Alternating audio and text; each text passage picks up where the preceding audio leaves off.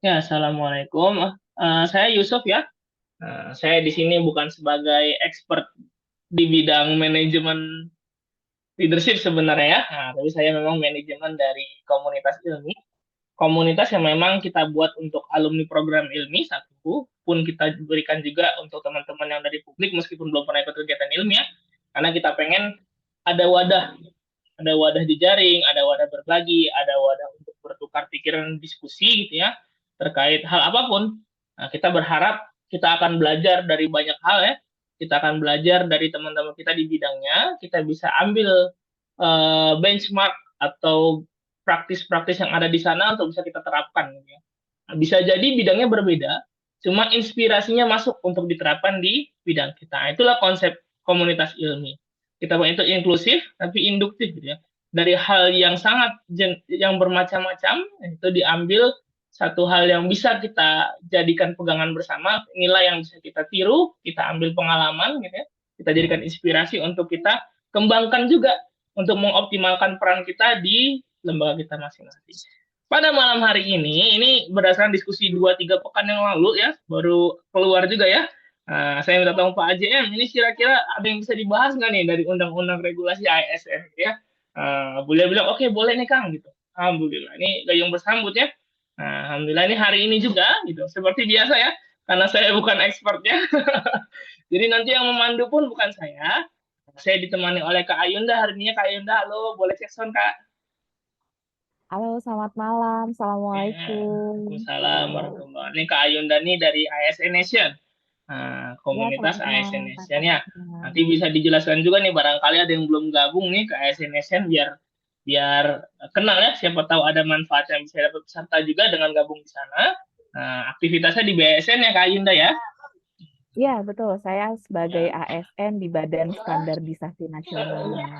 Oke, gitu. Baik, nah jadi malam hari ini akan dipandu oleh Kak Ayunda dan diskusinya bareng nanti sama Pak AJM. Bebas Pak sebenarnya mau bentuknya langsung diskusi-diskusi atau ada paparan dahulu.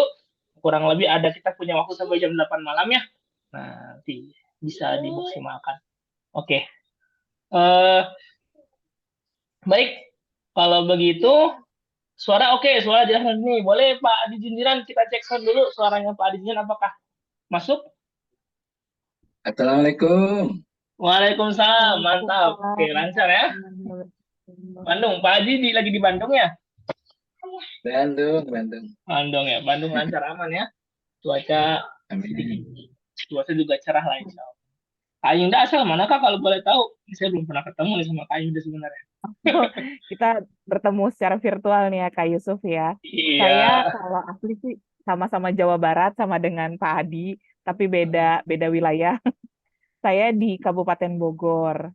Oh, Kabupaten Bogor. Jauh lah ya. Ya, Masih sekitar sini-sini juga. Baik, langsung saja untuk selanjutnya perkenalan dan diskusinya. Ini langsung saya serahkan ke Kak Yunda ya. Boleh ya? Baik, boleh. kepada Kak Ayunda disilahkan. Terima kasih, Kak Yusuf. Assalamualaikum warahmatullahi wabarakatuh. Waalaikumsalam warahmatullahi Waalaikumsalam wabarakatuh. warahmatullahi wabarakatuh. Semangat pagi. Wah, ini jangan Pagi. aneh nih. Pagi, wah. Ini langsung respon cepat dari Pak Adi menjawab pagi. Kenapa saya bilang semangat pagi? Sebelumnya, walaupun kita sudah seharian beraktivitas di kantor, mungkin ya bagi teman-teman yang melaksanakan WFO, full WFO, atau mungkin sudah ada yang melaksanakan flexible working arrangement, bisa bekerja di rumah atau di area lain, tapi pekerjaan itu tidak ada habisnya ya.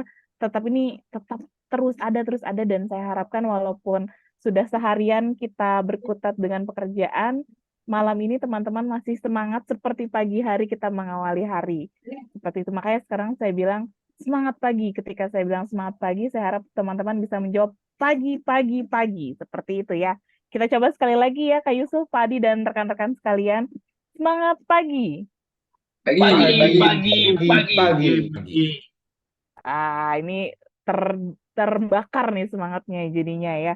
Baik, perkenalkan saya Ayunda, nama lengkap saya Rindang Ayu Puspasrikani, biasa dipanggil Ayunda. Saya merupakan Sekretaris Umum dari ASN Nation. Saya sebagai ASN di salah satu LPNK, Lembaga Pemerintah Non-Kementerian, yaitu Badan Standarisasi Nasional. Mungkin saya akan mengenalkan sedikit BSN itu apa sih. BSN mungkin kalau teman-teman tahu SNI, itu kantor saya yang merumuskan dan menetapkan standar. Perkenalkan sedikit tentang ASN Nation. Kalau teman-teman, ini saya sebut teman-teman nggak apa-apa ya, kita biar lebih akrab. Seperti itu ya Kak Yusuf ya. Boleh, Kak Ayu. Atau Bebas. di ILMI ada panggilan khusus mungkin.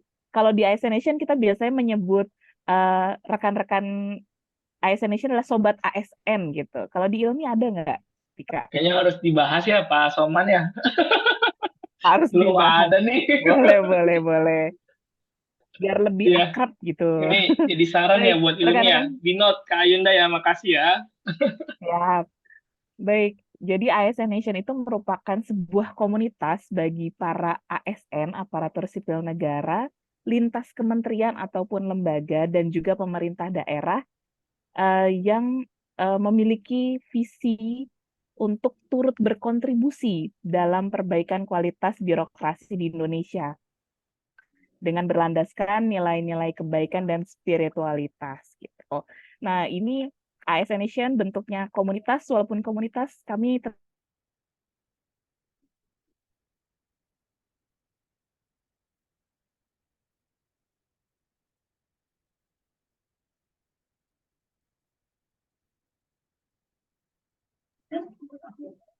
Ya, ya. Putus ya, Kak Ayunda ya. Atau saya. Di suara saya lancar ya, Pak Adi ya. Lancar, lancar, lancar. Jelas, Mas, jelas. Oke, kita harus menunggu ya. Tadi Mbak Ayunda lagi mendatang ASN Nation. Mudah-mudahan bisa segera bergabung lagi. Cek, Kak Ayunda, cek. Oke. Ya, mohon maaf nih terlempar ya saya sepertinya cuaca di Kabupaten Bogor habis hujan. Jadi sinyalnya agak bergoyang juga, mohon maaf. Sinyal Sekarang bergoyang, suara saya mata terdengar jelas pingin ya? tidur ya. Aduh, benar sekali itu. Terdengar Baik, jelas. terdengar baik. Jadi saya jelaskan kembali, ASN Nation itu bentuknya komunitas dan kita terdiri dari beberapa squad team yang membidangi beberapa bidang keminatan seperti ASN olahraga, ASN beasiswa, ASN menulis, ASN berkebun, ASN sosial, ASN berwawasan, dan ASN inovator. Jadi masing-masing squad tersebut kita memiliki apa ya misi dalam mendukung perbaikan birokrasi di Indonesia gitu. Sekilas tentang ASN Nation.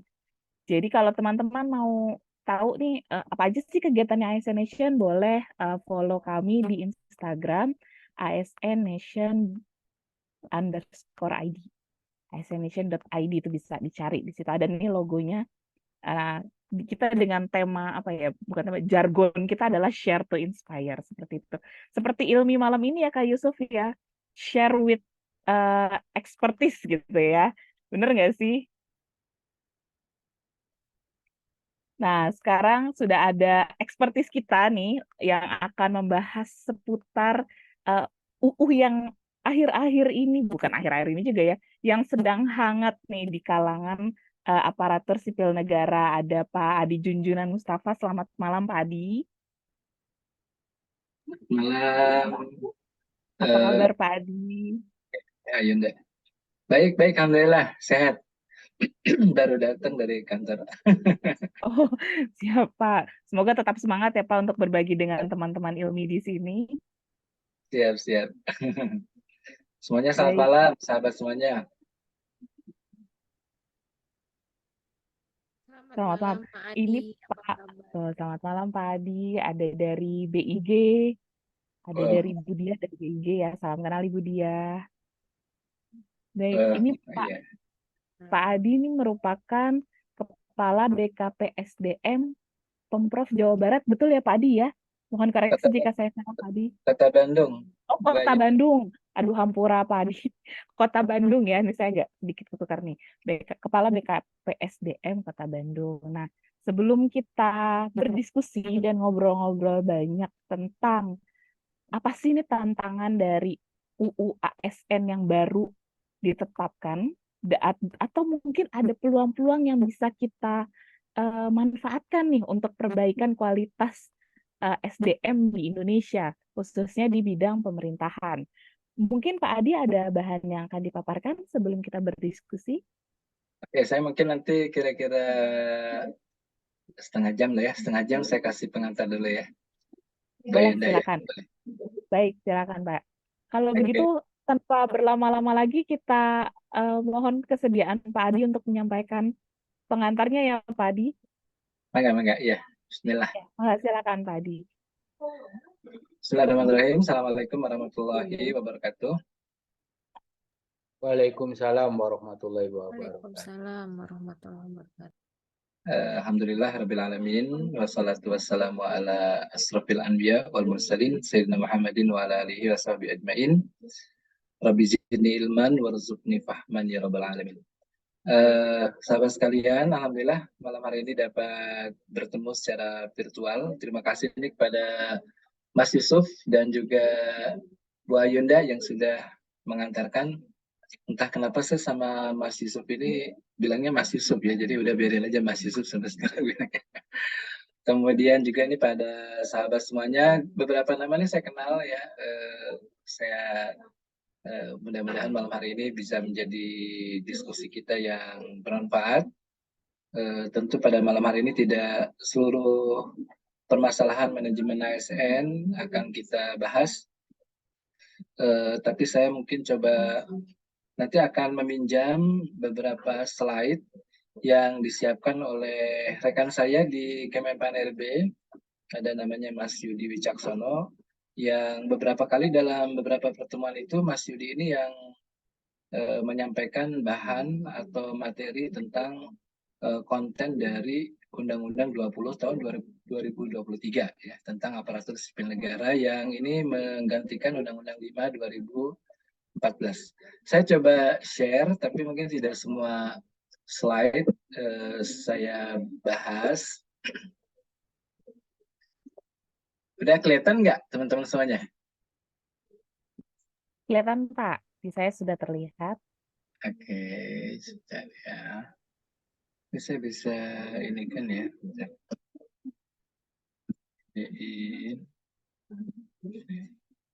Udah kelihatan ya? Bisa terbaca ya? Sudah, Pak. Baik. Jadi bismillahirrahmanirrahim, ini saya coba cepat saja, tidak semua slide saya tampilkan, tidak semua slide saya bahas. Ini disampaikan pada saat kemarin ada Rakornas yang diadakan oleh Kementerian Pan-RB. Rakornasnya tadinya tuh judulnya tuh pengadaan ya, untuk persiapan pengadaan ASN tahun 2024, tapi ternyata acara kemarin digunakan oleh Kemenpan RB untuk menyampaikan beberapa hal penting terkait dengan pesan-pesan dari undang-undang yang baru terbit tahun 2023 ini pada tanggal 31 Oktober.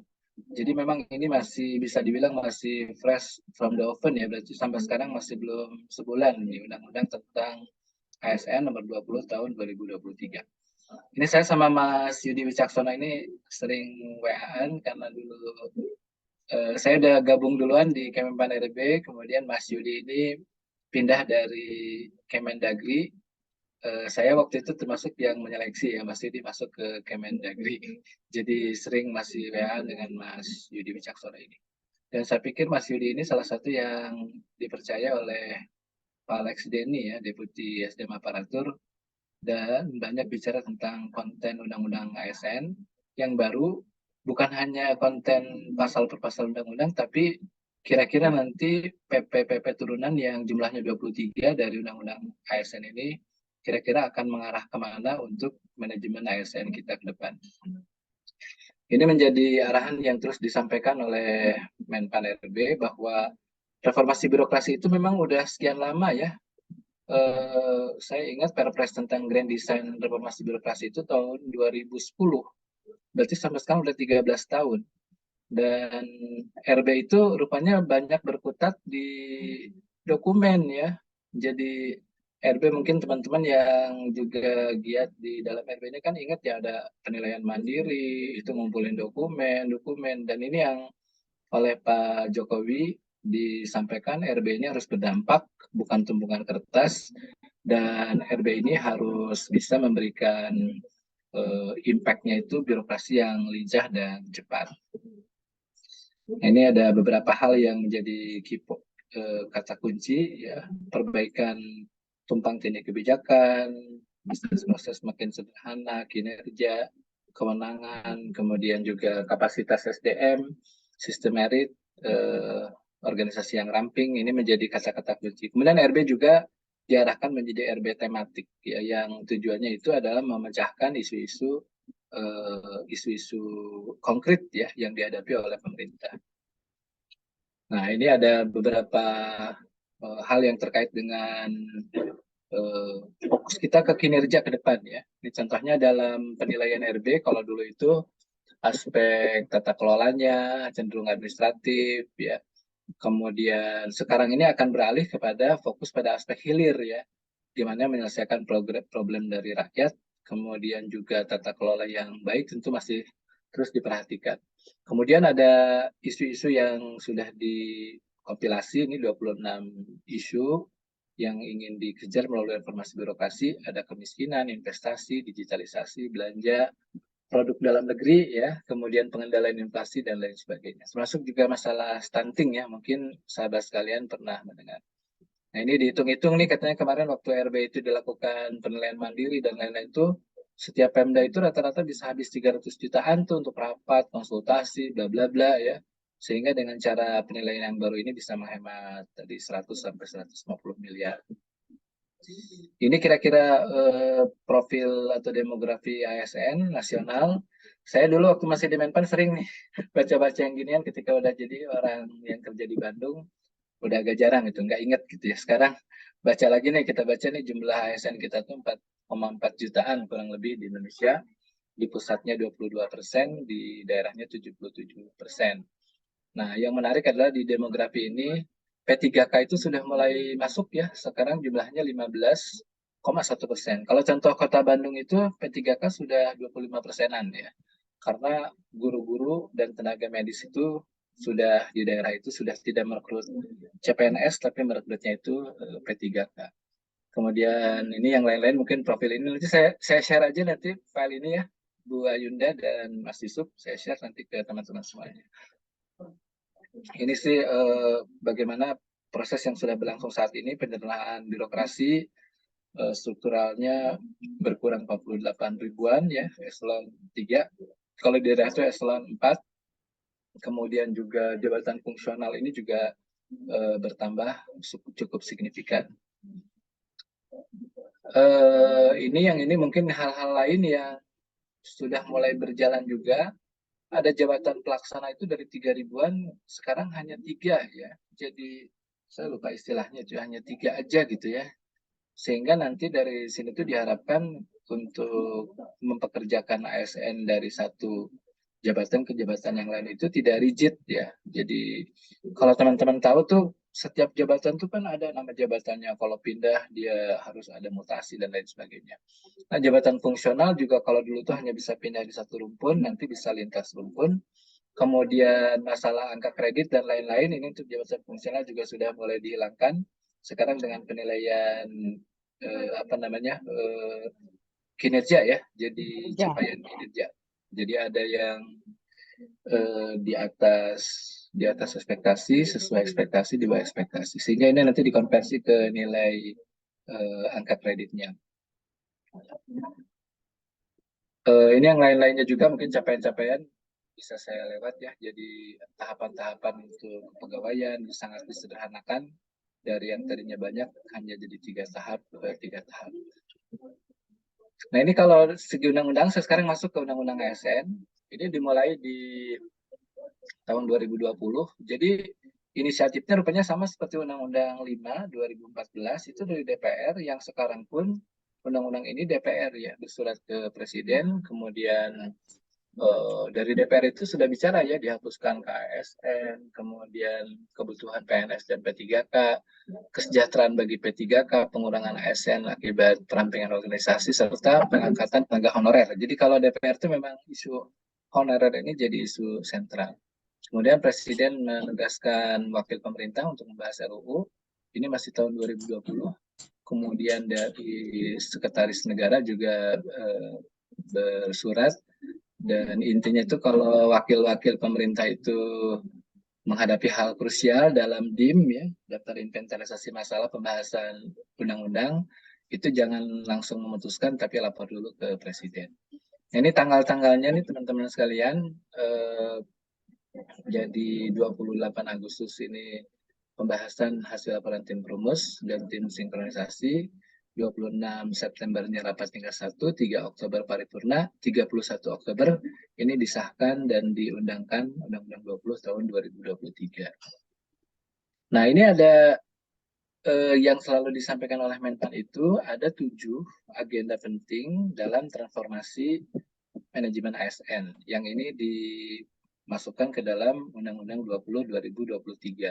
Yang pertama itu transformasi dalam rekrutmen dan jabatan ASN.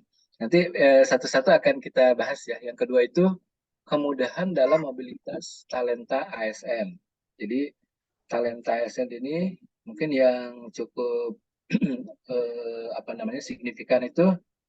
Jadi bisa aja ya seorang ASN itu dia moving ya, bergerak ke BUMN misalnya gitu ya. Jadi itu dimungkinkan ya nanti ke depan nih kalau proyeksi ke depan. Kemudian percepatan dalam pengembangan kompetensi. Ini juga akan ada pengaturan-pengaturan di mana nanti pengembangan kompetensi itu bukan hak ya bagi ASN, tapi bahkan wajib. Tapi nanti akan ada skema-skema yang akan memudahkan seorang itu terus bisa mengembangkan kompetensi. Yang keempat itu penataan tenaga non ASN. Ya, ini tetap menjadi isu yang diamanatkan juga nanti di Undang 20. Kemudian ada reformasi dalam pengelolaan kinerja dan kesejahteraan. Ini cukup dramatis juga, cukup besar juga nih nanti kaitan dengan kinerja dan juga kesejahteraan ASN. Kemudian digitalisasi manajemen ASN, ya ini juga ada sahabat saya yang lain, ini Pak Dr. Katmofari ya, dia kemarin PKN 2 atau di Kaltim 2-nya itu membahas tentang digitalisasi manajemen ASN ya, sempat datang ke Kota Bandung pengen lihat kalau di level kota itu kayak gimana digitalisasi manajemen ASN. Kemudian yang terakhir ini penguatan budaya kerja dan citra institusi. Jadi yang core values teman-teman sekalian, core values ASN yang kita juga udah mulai kenal gitu ya. Dulu hanya berdasarkan surat edaran dari Pak Menpan. Sekarang core values itu masuk ke dalam konten dari Undang-Undang ASN. Oke, kita sekarang satu-satu nih coba kupas satu-satu.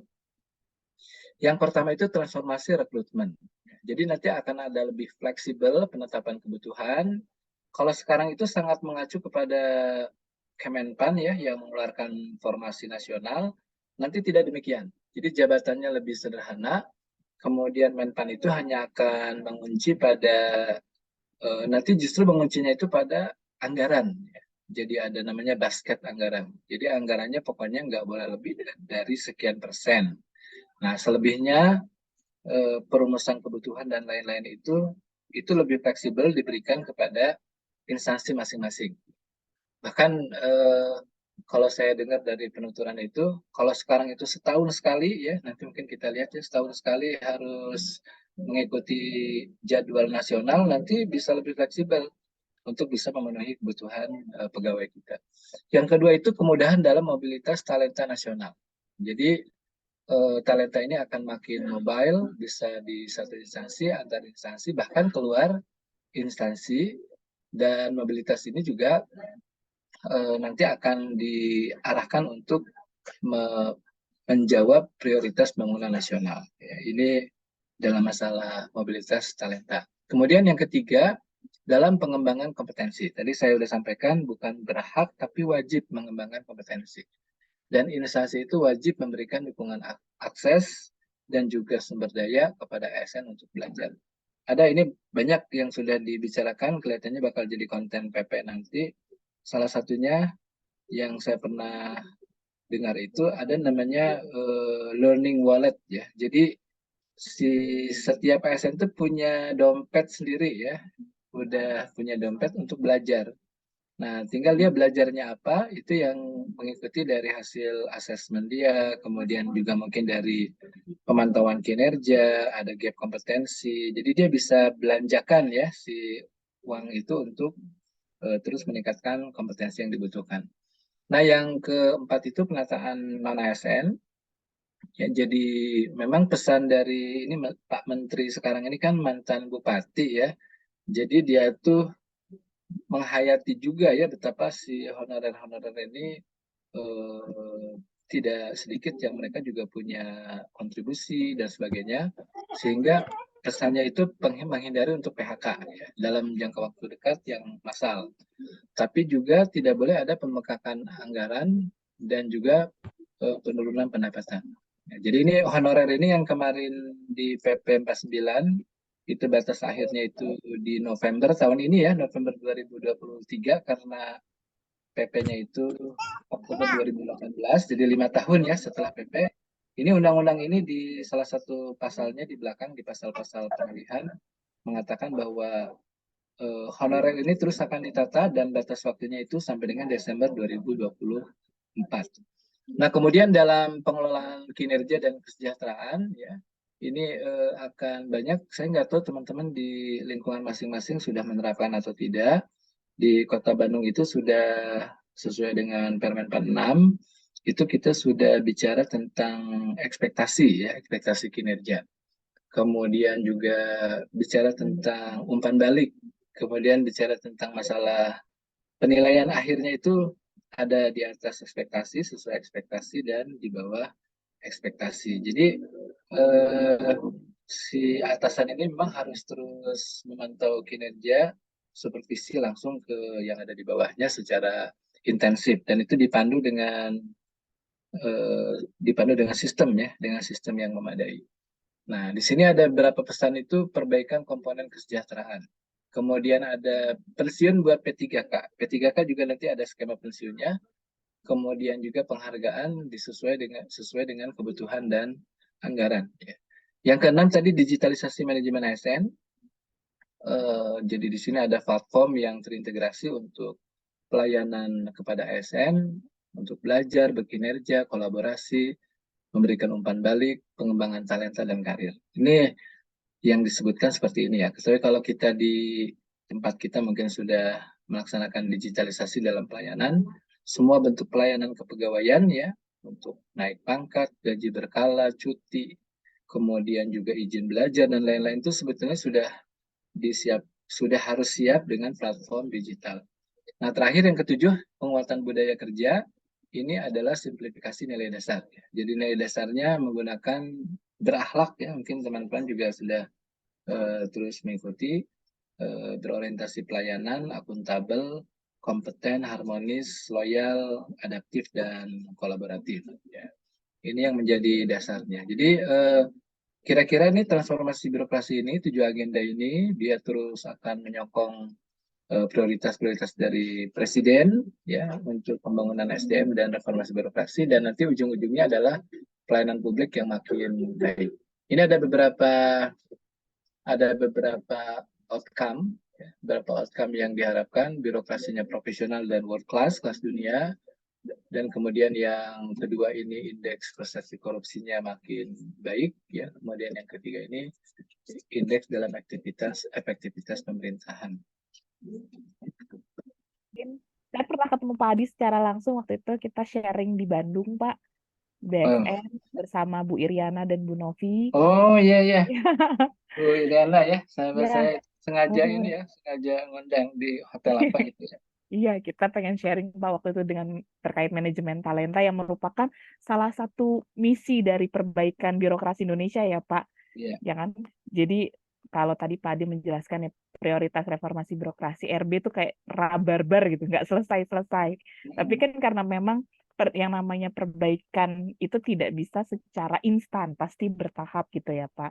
mulai dari perbaikan kelembagaannya dengan apa namanya kemarin tuh pemangkasan struktur gitu ya Pak istilahnya, kemudian transformasi jabatan dari struktural menjadi fungsional gitu ya.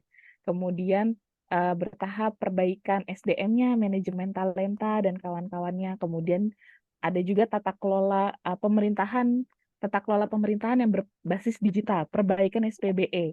Kalau tadi Pak Adi menjelaskan itu sangat sinergis ya Pak, selaras gitu ya kalau Ya. tadi dengan bagaimana sih dengan jumlah ASN saat ini, kalau tadi Pak Adi menyampaikan di paparannya ada kurang lebih dari 4 juta ASN di Indonesia, itu data per Oktober 2023 ya Pak, Iya. sangat update.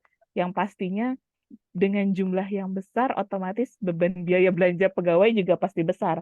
Tapi yang menjadi pertanyaan, apakah semua itu sebanding dengan kinerja yang diberikan kembali ke masyarakat gitu ya. Nah, kalau menurut Pak Adi nih dengan ditetapkannya Undang-Undang ASN yang baru ini nomor 2020 tahun 2023, apakah itu menjadi sebuah jawaban dari permasalahan-permasalahan yang ada selama ini, Pak?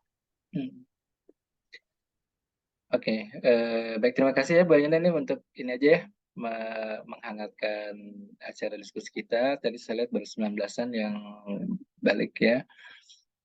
Jadi ini mungkin kita juga karena kita giat di dalam manajemen ASN ya, saya terutama ini memang sekarang juga diamanahi di manajemen ASN secara praktis ya, mengelola kurang lebih 16.000 pegawai ASN di Kota Bandung.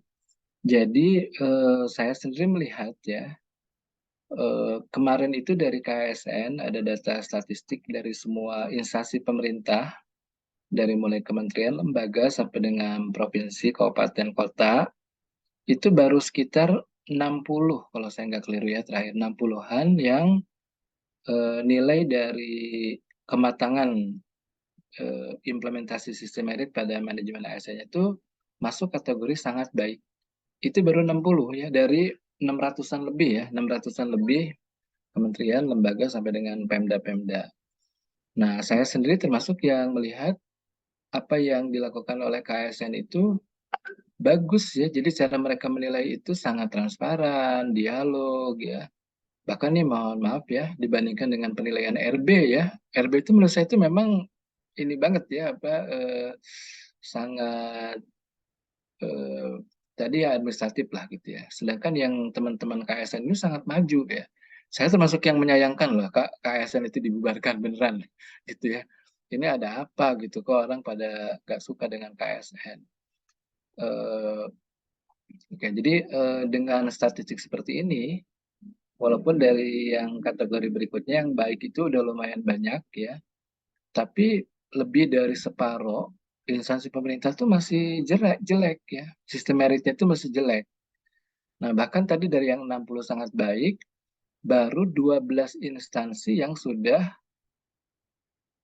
memilih pimpinan tinggi itu dengan talent pool ya, dengan kelompok rencana suksesi. Kota Bandung itu salah satunya gitu ya. Nah, kan saya sering bercanda sama teman-teman di Menpan. Ini Menpan gimana sih, saya bilang, yang menjadi penjaga gawang utama ini undang-undang ASN itu masih seleksi terbuka ya, masih shelter gitu ya.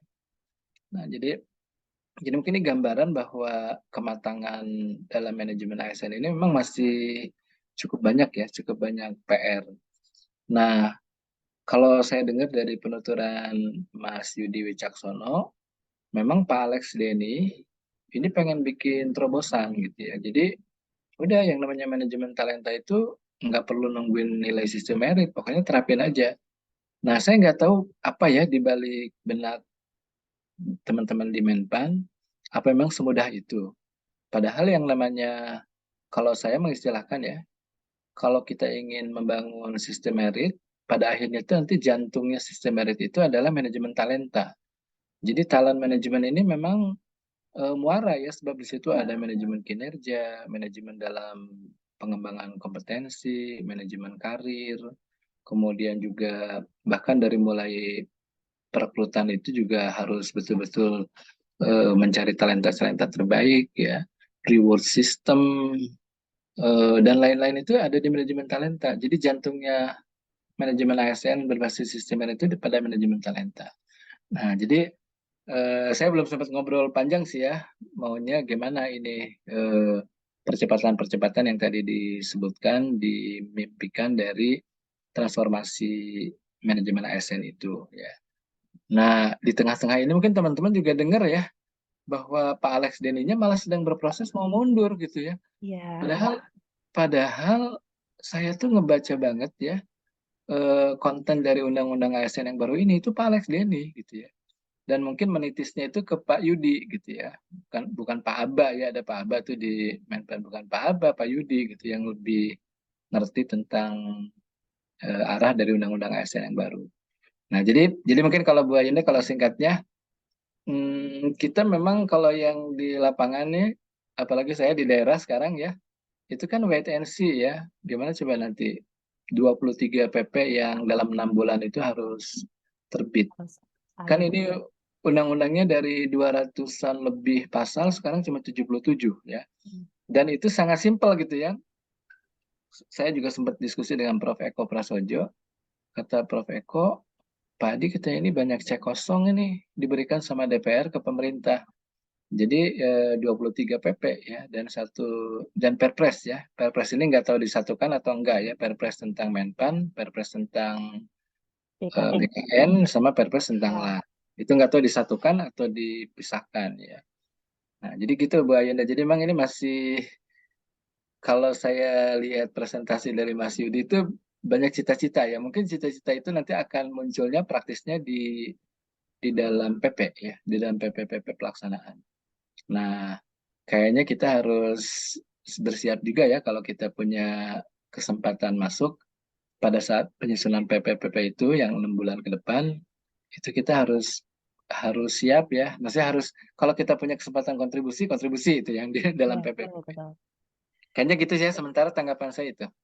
Berarti memang ini sih ya Pak, tidak hanya di daerah, di instansi pemerintah pusat pun juga kita masih wait and see gitu kan. Ini akan mengarah kemana ini UU ASN, kemudian pelaksanaannya akan seperti apa. Jadi kita masih Ya, menunggu PP itu terbit juga gitu ya. Baik, iya, ini iya. sepertinya dari tadi sudah ada yang semangat sekali nih Raise Pak hand ya, Adi. ini ada Heeh, Mas Reza ada ya. Kak Reza Novandri. Selamat malam Kak Reza. Malam Kak, Oke. izin jelas? Oke, mungkin agak bisa kencang sedikit, Kak Reza, suaranya Oke, masih izin agak jelas sedikit Kak? jauh. Oke, silakan Kak Reza. Oke, makasih banyak Kak. Ayo Pak Adi, mohon izin, saya Reza dari Iya, BKPSDM Kota Pariaman. iya, Jadi kebetulan kami sekarang PJ Wako-nya itu adalah Bapak Robe, beliau Direktur Harmonisasi. Jadi banyak yang menjadi PR di kami BKPSDM Kota Pariaman setelah dilaksanakan Undang-Undang ASN. Kebetulan tadi ngelihat Pak Adi adalah di BKPSDM juga dengan Bapak kepalanya. Jadi banyak pertanyaan kami ini karena PR-nya banyak juga iya. sama kami. Mohon izin ya kalau pertanyaannya banyak yang teknis. Yang pertama Pak terkait pengelolaan tenaga honorer, manajemen tenaga honorer. Ini kan banyak isu nih, banyak isu kalau banyak angkatnya otomatis, padahal PP-nya belum keluar. Dan ini yang bikin heboh di honorer di daerah-daerah. Sekarang juga ada terhadap penataannya juga. Pertanyaannya di Kota Bandung, kebijakan apa yang diterbitkan oleh BKPSDM Pak terhadap penataan tenaga honorer di sana? Terus yang kedua, menarik tentang yang predikat kerja Pak, karena kan seharusnya Permen 46 2022 itu kan sudah mengkat habis kalau SKP itu bukan angka-angka lagi dan itu ada predikat-predikatnya. Kebetulan saya lupa SE nomor berapa yang Menpan itu kan dinyatakan kalau ada yang OPD nilai baik itu ada yang nilai kurang. Ini penerapannya di sana gimana Pak? Apakah dipatuhi yang SE-nya ini atau ada rujukan kebijakannya? Karena SE itu kan bukan aturan Pak, itu hanya kerangkanya saja. Karena nggak enak juga kan kalau ada PA salah satu ASN kita yang nilainya kurang padahal kerjanya sama. Dan fenomena di lapangan itu fungsional pada minta predikatnya sangat baik semua karena angka kreditnya padahal tinggi nantinya. Itu yang kedua. Terus yang ketiga terhadap Perpres 2021-2023 yang juga senafas dengan Undang-Undang ASN tentang fleksibilitas kerja, Pak. Apakah di sana sudah ada perwakonya yang menurunkan dari Perpres 2021-2023 ini tentang jam waktu kerja dan fleksibilitas kerja ini? Makasih banyak Pak Adi, mohon bantuannya. Wah, ini komplit sekali nih Kak Reza. Ada 3 ya tadi tuh. Kebijakan tentang tenaga honorer, kemudian terkait predikat yang kurang, yang mungkin ada di Permenpan 6 ya, itu kalau tidak Iya, salah, betul. Permenpan 6. Kemudian dan terkait Perpres nomor 2 nih yang fleksibilitas kerja nih, saya juga sempat hadir nih sosialisasinya nih terkait fleksibilitas kerja. Mungkin Pak Adi bisa diberikan tanggapannya Pak Adi. Oke, Silakan. baik, terima kasih kepada Pak Reza. Ini dari mana tadi? Dari Kota Pariaman, Pak, Sumatera Barat. Pariaman, ya. Dari Pariaman. Ya, ini senang sekali Pak Reza bisa jumpa ya sesama pegiat di KPSDM ya. Saya mungkin akan berikan tanggapan singkat-singkat ya Pak Reza.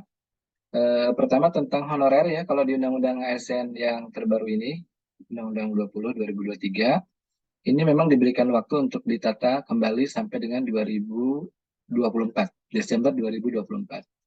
Nah, yang kemarin-kemarin berlalu itu kan udah banyak ya, misalnya ada pendataan non ASN-nya di masing-masing instansi, kemudian ada apa namanya, terakhir itu ada larangan ya, larangan tidak boleh mem-PHK mereka, kemudian mereka harus tetap dikasih gaji yang sudah mereka biasa terima. Tapi di yang ketiga itu, poin ketiga di SMN PAN itu, PPK tidak boleh mengangkat honorer yang baru ya. Dan itu konten itu masuk juga di Undang-Undang ASN 20 ini. Jadi larangan ya, PPK nggak boleh mengangkat pegawai honorer atau sebutan lainnya, itu akan ada sanksi. Nah, kami di Kota Bandung itu, Pak Reza dan Bapak Ibu sekalian, itu sudah sejak tahun lalu ya, bahkan di akhir 2021 mungkin ya, itu sudah mendata semua non ASN. Pegawai ASN Kota Bandung dulu masih 12 ribuan kalau nggak salah, 12 ribu, 13 ribu. Kita punya non ASN itu sampai 18 ribuan ya, di Kota Bandung. Nah, tapi terus kita pilah nih, kita klasifikasikan ya. Ternyata mereka itu ada yang sudah tenaga alih daya, ada yang sudah outsource. Yang ini biasanya dikenal dan di dalam SESC yang keluar dari Menpan juga pengemudi, satpam, kemudian OB ya, office boy, mungkin ada yang di taman dan sebagainya. Jadi ini di Kota Bandung ada yang kategorinya sudah outsource ya, outsourcing. Kemudian yang kedua itu ada mereka-mereka yang apa namanya, mereka memang mengerjakan bukan pekerjaan-pekerjaan ASN ya. Contohnya di Kota Bandung itu ada Linmas ya, tenaga Linmas itu pelindungan masyarakat. Kalau dulu mah kan Hansip ya, terkenalnya Hansip ya. Kemudian ada juga di Kota Bandung itu ada disebutnya ada Gober ya, itu petugas gorong-gorong bersih. Mereka itu kerjanya sebenarnya by order gitu ya. Kalau misalnya ada perintah kerja, baru mereka bekerja. Nah, ini yang oleh pemerintah pusat itu tidak ada kategorinya. Nah, dan kami ketika rapat di pusat menyampaikan ini di daerah ini ada yang seperti ini. Dan ini dia bukan outsource, dia bukan ASN, tapi dia memang bekerja untuk pekerjaan-pekerjaan langsung di daerah. Tadi contohnya itu Kober kalau di kami ya, gorong-gorong bersih. Dan mereka itu digaji memang bukan sebagai full timer, tidak digaji seperti dengan standar UMK ya, tidak digaji dengan itu. Tapi mereka happy gitu ya, dan mereka senang gitu bekerja. Nah, baru yang ketiga itu ada pegawai-pegawai yang memang pekerjaannya itu harusnya dikerjakan oleh ASN. Jadi jabatannya itu ASN. Contohnya ada tenaga administrasi, ada operator komputer. Itu kan harusnya prakom ya, para prakom. Kemudian juga yang udah Jelas-jelas mah ada honorer guru ya. Kemudian ada pegawai di rumah sakit. Cuma kalau yang di rumah sakit ini ada dokter, perawat dan lain-lain, itu di covernya itu oleh sebagai pegawai BLUD ya. Jadi mereka udah punya skema sendiri BLUD.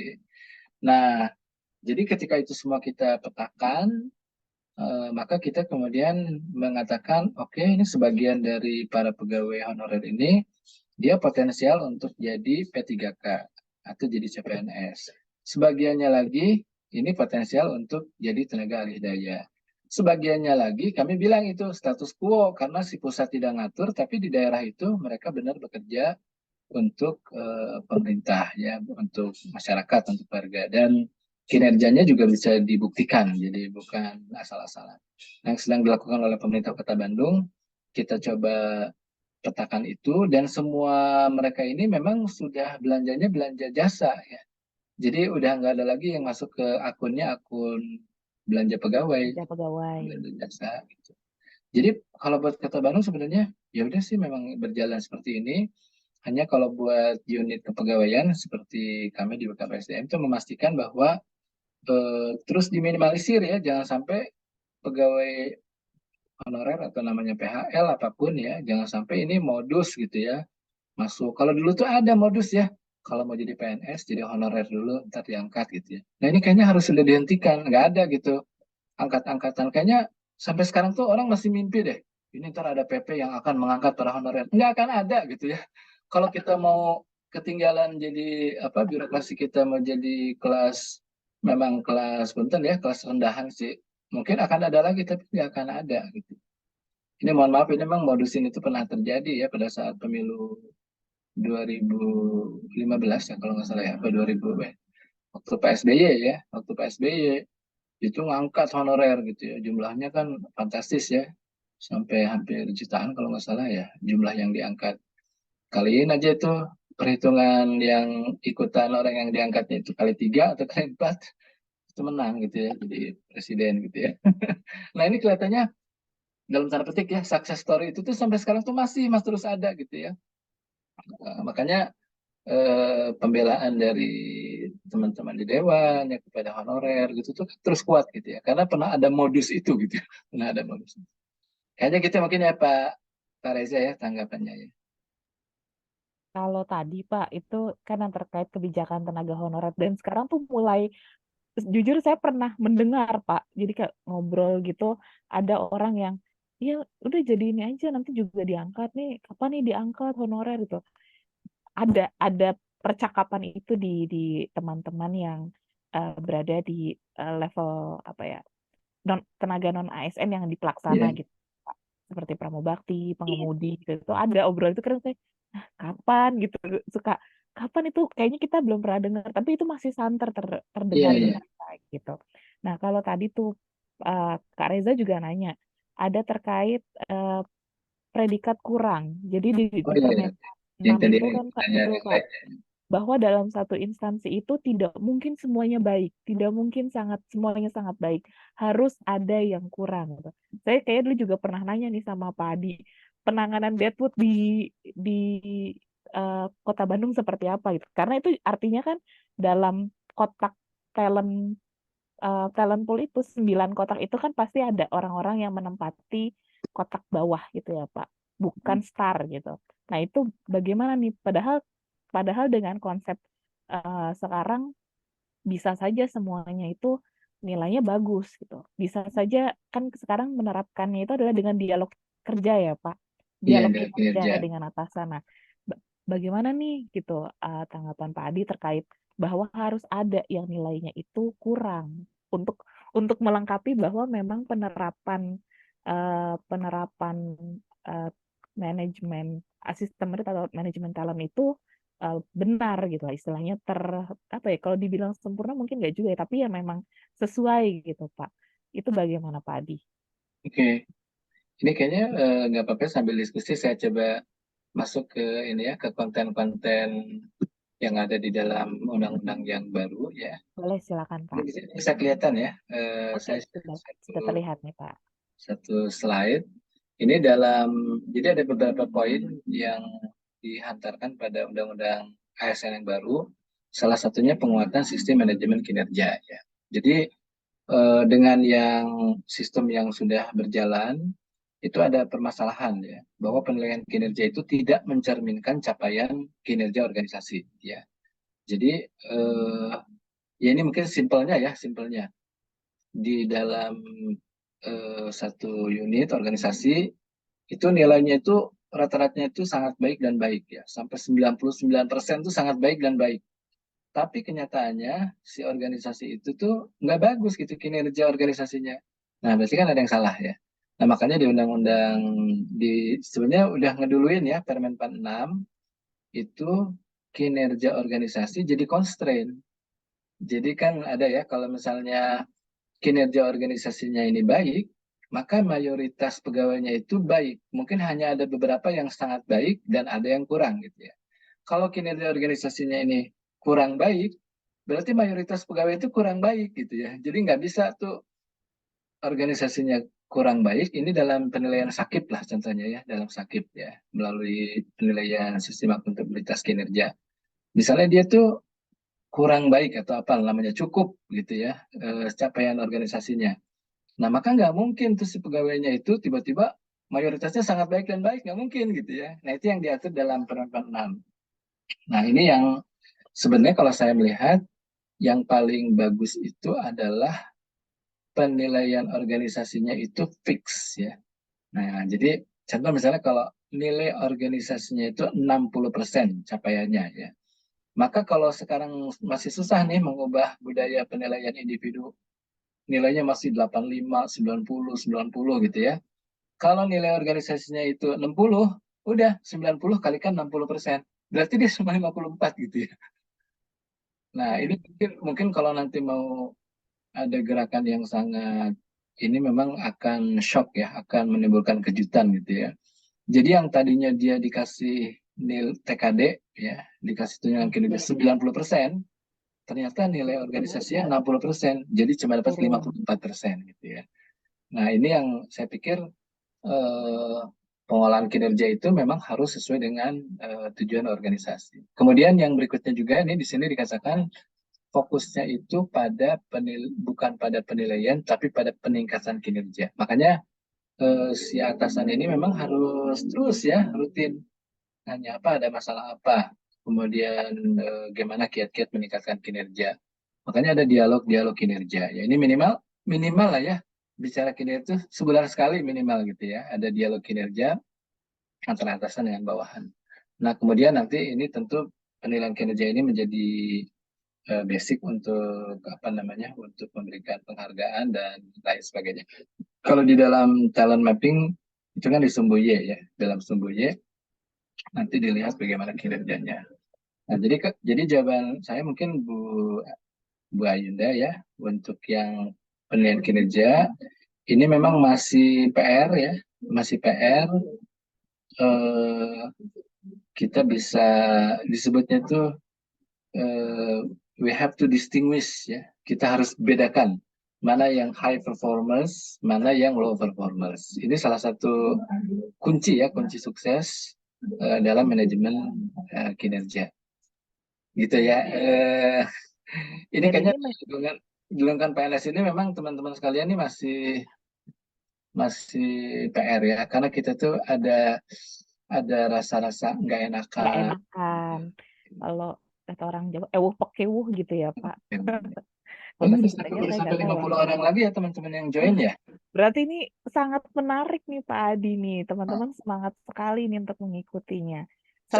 Saya mungkin sebelum ini bisa minta waktu 5 menitan gitu ya, saya share ada slide yang saya pikir ini juga akan jadi warna yang baru nanti dalam manajemen ASN. Sebentar ya, saya share dulu sebentar. Boleh, silakan Pak Adi. Sambil Pak Adi share mungkin berarti tadi tuh tidak bisa menyamaratakan semua pegawai gitu ya Pak. Perlakuannya tuh pimpinan menjadi tantangan tersendiri ya. Dia harus mengenali satu persatu stafnya gitu. Apalagi ditambah dengan apa namanya penyederhanaan birokrasi yang sekarang kalau di BSN kemarin bahkan 100% Pak. Eselon 3 dan eselon 4-nya dihapuskan. Jadi Iya, iya, iya. staf eselon 2 kami harus mengawasi satu persatu stafnya untuk menilai, mengenali, melakukan dialog kinerja. Nah, itu tantangan tersendiri ya Pak Iya, Adi ya. iya. Memang itu kalau untuk yang penyelenggaraan birokrasi itu mungkin ada satu pesan ya, ada satu pesan dari Prof. Eko Prasojo Mhm. bahwa itu memang mengharuskan para pimpinan tinggi Pratama ya, berarti di level eselon 2 itu jadi betul-betul lebih menguasai apa namanya SDM-nya ya, lebih menguasai SDM-nya kira-kira gitulah. Kalau dulu kan eselon 2 itu udah aja disposisi selesai ke eselon 3 gitu ya. Eselon 3 Iya, nanti yang bakal baik ngurusin. Kalau tempat. sekarang nggak bisa seperti itu ya. Nah, kalau di level daerah, mungkin kalau di daerah itu kan penyitarannya sampai dengan eselon 4 ya. Jadi para middle manajernya eselon 3 atau administrator, dia yang harus menguasai semua SDM ke bawah. Jadi kira-kira seperti itu sih kalau di daerah ya, di Pemda. Hmm. Nah, Ya, ini slide-nya eh, sudah muncul ya Pak Adi ya. iya ya, ini sebentar ya, ini penguatan talenta. Saya pengen ada satu slide aja yang saya inikan ya. Kalau pelayanan kepegawaian itu memang mengarahnya ke digital. Jadi Digital mungkin transform kami ya. kami share sedikit ya, di Kota Bandung itu sudah tidak ada lagi pengusulan-pengusulan paper ya. Jadi semua pegawai itu sudah by system. Mereka ngajukan cuti, ngajukan kenaikan pangkat, ngajukan kenaikan gaji berkala, kemudian usulan izin belajar dan sebagainya itu sudah dalam sistem. Kita bahkan perbaiki kemudahan orang masuk ke para pegawai masuk ke sistem. Di Kota Bandung itu ada yang namanya Gercep Asik ya. Gercep Asik ini gerbang cepat aplikasi sistem informasi kepegawaian. Jadi masuk single sign on ke situ, udah masuk ke semua sistem kepegawaian kita ya. Nah, saya cuma pengen sampaikan ini ya. Kalau penganggaran kayaknya nggak ada yang aneh. Nah, ini rancangan total reward ya. Ini karena sering disampaikan juga sama Mas Yudi ya. Total reward itu rekan-rekan sekalian. Jadi ini memang masuknya ke manajemen kesejahteraan. Saya pun sama ya merasakan bahwa di lingkungan PNS ini beda dengan teman-teman di swasta ya. Kalau teman-teman di swasta tuh begitu masuk kerja, kalau kerja di sini benefit saya apa gitu ya. Apa yang saya dapatkan benefitnya. Misalnya di tempat kerja yang lama, plafon buat istri kalau melahirkan itu katakanlah 10 juta. Nah, di perusahaan yang baru dia nawarkan 15 juta, contoh gitu ya. Nah, PNS kita tuh nggak terlatih ya untuk mikir benefit saya apa gitu ya. Bahkan saya sering katakan, ini teman-teman tahu nggak benefit teman-teman jadi PNS itu dapat jaminan kesehatan, jaminan kematian, jaminan kecelakaan kerja, nanti ada jaminan hari tua. Nah, gitu-gitu tuh kayaknya para PNS kita tuh nggak ngeh gitu ya bahwa itu adalah benefits ya dalam bekerja. Kalau saya bilang, kalau saya tuh merasakan betul karena setiap bulan tuh saya bisa tanda tangan cek itu sampai 4 sampai 5 miliar gitu ya untuk bayar premi pegawai sekota Bandung ya untuk kesehatan, jaminan kecelakaan, jaminan kematian gitu ya. Mungkin karena kita juga nggak berharap-harap kayak begitu ya, dikasih jaminan kesehatan nggak berharap sakit, dikasih jaminan kematian nggak berharap mati gitu ya. Jadi kita kayaknya nggak ngerasa bahwa itu adalah eh, jaminan ya, insurance yang didapatkan sebagai pegawai.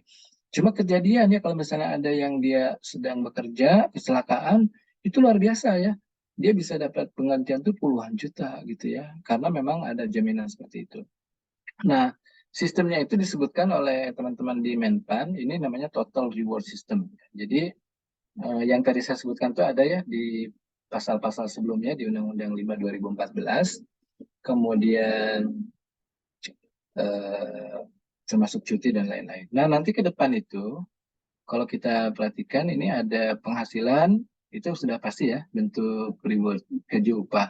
Kemudian yang kedua ada penghargaan yang sifatnya motivasi. Ini finansial ya, ataupun non finansial. Ya, non finansial ini diantaranya misalnya dia naik ya, promosi jabatan dan lain-lain. Kemudian ada tunjangan dan fasilitas ini terkait dengan jabatan atau individu. Tapi ada juga jaminan sosial. Nah, ini yang banyak nih. Kesehatan, kecelakaan kerja, hari tua, pensiun, jaminan kematian. Kemudian ada jaminan lingkungan kerja, lingkungan kerjanya juga ini jadi nyaman gitu ya. Ini sebagai bentuk penghargaan. Kemudian ada pengembangan diri dan ada bantuan hukum. Nah, kemudian satu lagi, ini ada rentang gaji. Nanti rentang gaji ini akan diatur, mungkin di PP turunan nanti akan keluarnya. Jadi gaji itu udah clear. Ini biasanya kalau di gaji ini memang ada apa namanya rasio ya, rasio antara gaji terendah dengan gaji tertinggi. Semakin maju satu negara tuh biasanya nggak jauh gitu ya rasio yang gajinya terendah dengan gajinya yang tertinggi. Kalau semakin rendah peradaban satu negara, makin jauh tuh biasanya gitu ya. Gaji yang terendah dengan yang tertingginya. Nah, nanti Yang ada yang namanya basket basket ini ya tadi Pak. ini ya basket. Jadi ini kalau di daerah itu udah nih, di daerah itu dari Dagri segala macam itu didorong si Pemda ini dalam jangka waktu 5 tahun, ini udah berjalan 2 tahun apa 3 tahun ya, itu belanja pegawai itu thresholdnya itu 30%. Ya, jadi nggak boleh lewat dari 30%. Nah, tinggal nanti teman-teman yang di instansi pusat, kalau anggarannya gede, biasanya gaji belanja pegawainya itu masih kecil sih ya, masih mungkin di sub 20%. Tapi kalau udah di daerah, yang udah bisa 30% itu super gitu ya. Jarang gitu ya. Biasanya masih di 33, 34, 35. Bahkan kalau cerita waktu saya masih di Menpan tuh ada yang belanja pegawai 60-70% gitu ya. Ini gimana ceritanya gitu ya. Pegawai itu dapat dapat apa gaji segala macam-macam gede, sisa buat pembangunan itu 30%. Kan ini luar biasa ya. Di daerah tuh ada yang seperti itu. Nah, ini benefit pegawai ini kalau saya lihat ini memang ini mimpi ya yang disampaikan sama Mas Yudi, bahwa nanti itu ada namanya tunjangan, ada namanya benefit ya. Nah, coba kita lihat kalau yang tunjangannya ada kemahalan, THR yang udah kita kenal juga ya, ada tunjangan jabatan manajerial kita kenal juga. Kita lihat yang di kotak bawah nih, di kanan bawah, itu salah satu yang saya langsung ngelihat itu ada tunjangan cuti ya, tunjangan cuti. Jadi ini yang kalau ini benar bisa ada, berarti kita memang world class ya. World class-nya itu world class tunjangan. Karena biasanya di negara maju tuh yang ada tunjangan cuti. Dan contoh pegawai civil servant di Australia itu kalau cuti dapat tunjangan, tunjangan itu bisa jalan-jalan ke Bali gitu ya. Jadi Australia bisa jalan-jalan ke Bali gitu. Kira-kira gitulah standarnya. Nah, kan kalau sebaliknya juga boleh dong ya. Orang Indonesia ntar kalau dapat tunjangan cuti, Jalan-jalan ke Australia jalan gitu ya. ke Australia gitu. Iya. Tapi Tiketnya kurang lebih sama harganya, Tapi Pak. ini meskipun ini muncul, kayaknya si Mas Yudi juga nggak pernah nyinggung-nyinggung karena ini advance gitu ya. Kalau udah ada tunjangan cuti itu luar biasa ya. Selebihnya ini ada tunjangan kendaraan dan sebagainya ya. Jadi ini yang mungkin cita-cita ke depan para pegawai ASN makin sejahtera ya. Tentu kinerjanya juga harus makin baik. Nah, yang terakhir ini nih. Jadi ada namanya remuneration mix. Jadi nanti akan dijaganya itu pada persentase ini. Nah, contoh di sini fixed income itu, ini dari belanja pegawai ya. Ini semua ini belanja pegawai ini 100%. Fixed income itu 40% porsinya. Kemudian yang namanya variabel ini tunjangan-tunjangan ya, tunjangan kinerja, itu 30%. Kemudian benefit yang tadi udah kita sebutkan ya, benefit itu 25%. Dan untuk learning, ini learning wallet, setiap pegawai itu punya dompet. Saya 5%. setiap tahun tuh dapat dompet buat belajar ya, itu 5%. Nah, jadi nanti kalau dikunci seperti ini penjelasan yang saya dapatkan dari Menpan, boleh nih kalau misalnya si daerah ini memang kemampuan fiskalnya itu tinggi atau kementerian, cuma ini memang beda nih antara kementerian dengan daerah. Saya karena jadi orang daerah itu jadi ngerasa gitu ya, daerah itu ada PAD ya, dipacu banget pendapatan dari lewat Bapenda dan juga beberapa perangkat daerah yang memang dia menghasilkan uang ya. Contohnya di Dishub itu dari parkir misalnya seperti itu. Nah di daerah itu kerasa banget. Tapi kalau saya kerja di pusat ya, kayak dulu saya pernah kerja di BIG ya, di Badan Informasi Geospasial. Makanya dulu bareng-bareng sama Bu Irna CS itu ke Amerika tuh. Iya, Pak. Masih bareng-bareng di LPNK Ristek ya. Eh, itu nggak pernah tuh mikirin, wah kita pendapatan harus tinggi. Kan kalau pendapatan negara bukan pajak tuh kayaknya nggak pernah jadi target gitu ya, nggak pernah jadi target. Nah, kalau di daerah itu lain, daerah itu memang ada PAD, ada pendapatan asli daerah. Nah, kalau satu daerah itu memang belum nyampe 30% belanja pegawainya, maka silakan masih punya ruang Kesempatan untuk gitu ya. gali lagi pegawai atau untuk menaikkan gajinya. Yang penting porsinya itu ada seperti ini. Ini ilustrasi sih ya. Nah, sementara ini kan saya nggak tahu di pusat ya, di daerah juga kayak di Bandung itu masih yang ditunggu-tunggu itu adalah tunjangan TKD-nya gitu ya. Jadi kalau gaji mah kalau makan itu kayak cemilannya dulu gitu ya. Nanti nanti ketika dapat TPP baru itu yang lebih lebih terasa. Nah, nanti ke depan tuh nggak bisa. Jadi aturannya itu memang porsi untuk fixed income itu lebih besar daripada variabel. Nah, kayaknya mungkin itu ya, ini tadi ada yang udah saya sebut-sebut, akan ada 23 PP dari undang-undang ini, dan kemudian ada Perpres, ini tadi Perpres tentang kelembagaan di 3 lembaga utama, KSN udah nggak disebut-sebut ya, dan kayak gitu. Ini tadi yang ilustrasi tentang kinerja individu dan kinerja organisasi, yang tadi udah saya sampaikan ya, jadi kinerja nasional itu kinerja itu baik, sangat baik ya, hampir 100%, tapi kenyataannya masih banyak keluhan-keluhan pelayanan publik dan lain-lain. Mungkin itu ya, ini saya akhiri dan lumayan masih ada waktu, kita masih bisa tanya jawab, bisa kita persilakan mungkin Mbak Ayunda ya, bisa kita persilakan mungkin dari para audiens. Ini sekarang malah 66 orang ya, banyak, udah makin banyak nih. Makin ramai ini Pak. Ternyata makin malam makin panas nih Pak. Diskusinya makin asik, makin semangat nih. Ini tadi sebetulnya pertanyaan dari Kak Reza masih ada satu Pak, tapi Satu lagi ya? sebelum itu nih kebetulan nih ada Kak Wawan dari BKPSDM Karawang. Ini Iya. biar masih nyerempet dengan terkait kinerja nih Pak. Kan tadi kita 2 pertanyaan terakhir itu kita membahas terkait predikat kinerja gitu ya Pak. Di sini Kak Wawan Kusdiawan dari BKPSDM Karawang menanyakan terkait penilaian kinerja berdasarkan Permenpan RB 6 kemarin eh, itu kan berdasarkan ekspektasi pimpinan, bukan Iya. kuantitatif seperti Permenpan yang sebelumnya gitu. Iya. Sehingga bisa dijadikan indikator dalam manajemen talenta atau sumbuye kinerja yang tadi mungkin sempat Pak Adi singgung gitu ya. Nah, dengan hasil tersebut penilaian SKP outputnya akan baik dan sangat baik gitu. Bahkan yang kategori baik ada 3. Bagaimana mengkonversi untuk penilaian box talenta dalam sumbu kinerjanya. Mungkin bagaimana menempatkan si para pegawai yang berkinerja ini dalam 9 box itu tadi kali ya Pak Adi ya. Mungkin bisa dijawab Pak Adi biar kita sebelum loncat ke topik berikutnya gitu. Baik, terima kasih ya. Jadi saya mungkin pertama ingin sampaikan ini praktek yang kami lakukan ya di Kota Bandung. Jadi biasanya bukan biasanya, ini buat indikator kinerja utama para pimpinan perangkat daerah itu udah langsung turun dari sakit ya. Jadi turun dari sakit. Dan sakit ini turunnya berarti kesananya itu dari target-target strategis yang harus dicapai oleh kepala daerah. Nah, berarti turun dari RPJMD ya kalau di daerah itu.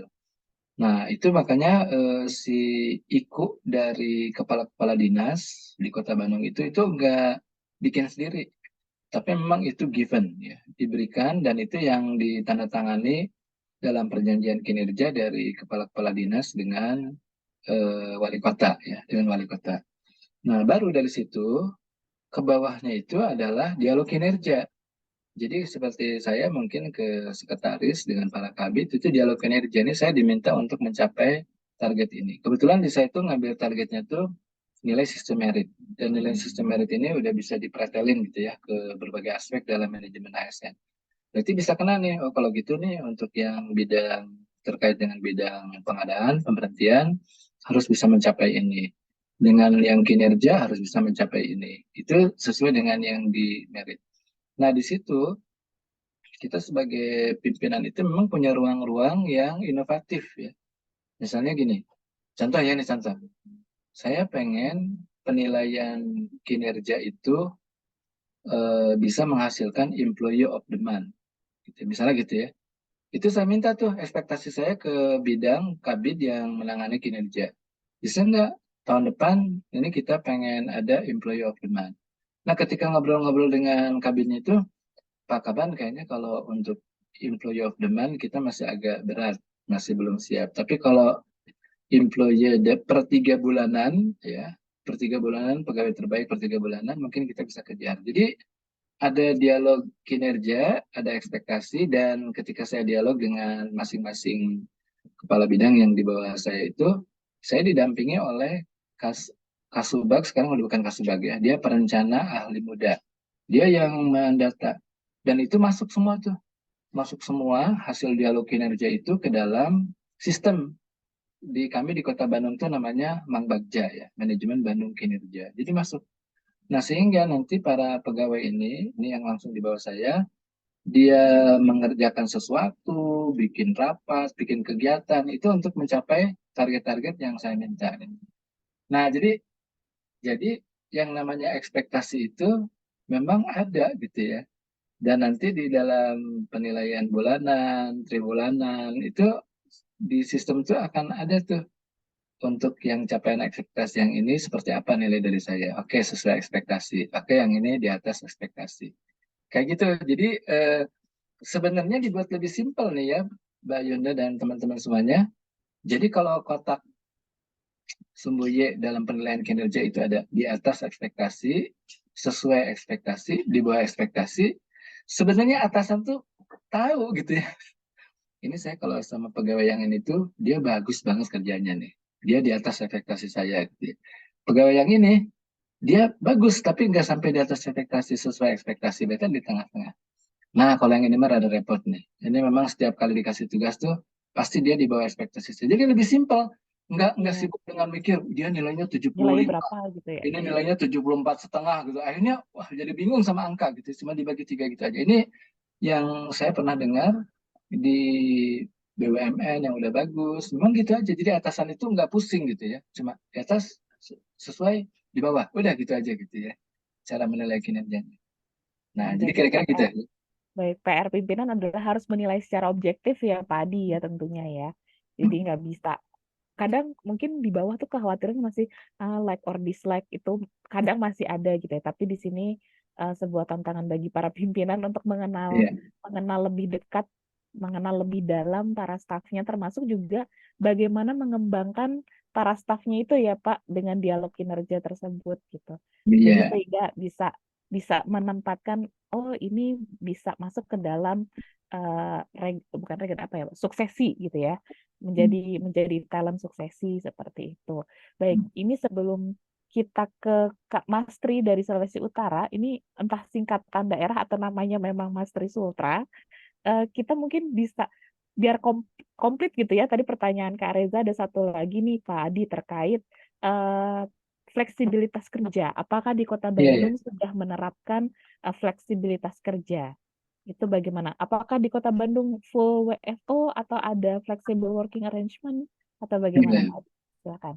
Itu saya tadi disebutkan sama Pak Reza itu ada Perpres sekian ya. Saya malah belum update 21 2003, Pak. Perpres 21 21. 2023. Itu baru Pak. Baru. Terkait jam kerja dan Dan waktu jam kerja. kerja instansi ya. Iya. Jadi dibedakan ada jam kerja instansi dan ada waktu kerja di mana kalau dulu mungkin kita menilainya tuh kayak dalam setahun itu waktu kerja efektif sekian ya. seorang pegawai itu berapa yang kayak gitu gitu ya Kak Reza ya. Oke. Siap, Kak. Siap. Itu saya pikir memang kalau saya belum baca konten Perpres terbaru ini, tapi dibandingkan dengan konsep flexible working arrangement ya, menurut saya bukan ya. Perpres itu berarti bukan gitu. Dia hanya ngatur waktu kerja ya. Nah, Kota Bandung ya ini kalau pengalaman Kota Bandung memang belum menerapkan ini ya. Sebab kita masih saya nulis banyak itu di kumparan ya tentang siapkah kita untuk menerapkan flexible working arrangement dan segala macam. Waktu itu saya sebutkan ya persyaratannya itu adalah satu, itu ada indikator kinerja yang jelas. Jadi indikator kinerja mesti jelas dan itu indikator kinerja atau apa namanya indikator kinerja itu mesti terukur banget gitu ya. Jadi terserah kamu mau kerja di mana, pokoknya kamu mesti menghasilkan ini. Gitu. Nah itu harus jelas banget. Yang kedua, harus ada mutual trust ya, ada rasa percaya antara atasan dengan bawahannya.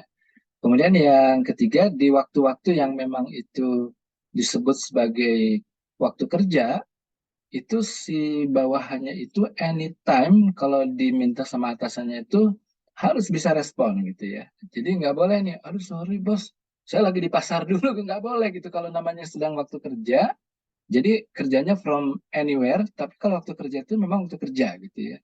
Nah, itu juga harus harus clear gitu ya. Dan nanti ada dialog-dialog kinerja yang juga terjamin. Misalnya ada fasilitas komunikasinya mesti bagus. Itu waktu saya tuh termasuk yang pertama kali dulu banget ya dengan Pak Setiawan yang saat maja. Kita ngobrol dengan Australia ya, dengan Australian Public Service Commission ya, APSC. Kita belajar tuh di Australia gimana. Jadi di Australia itu kalau ada orang bisa nawar ya, Pak saya mau kerja di kantor Bapak, tapi saya cuma bisa 2 hari dalam seminggu. Oke, selebihnya di hari-hari yang lain gimana? Saya akan kerja dari rumah. Nah, saya akan kerja. Dilihat dari nature pekerjaan.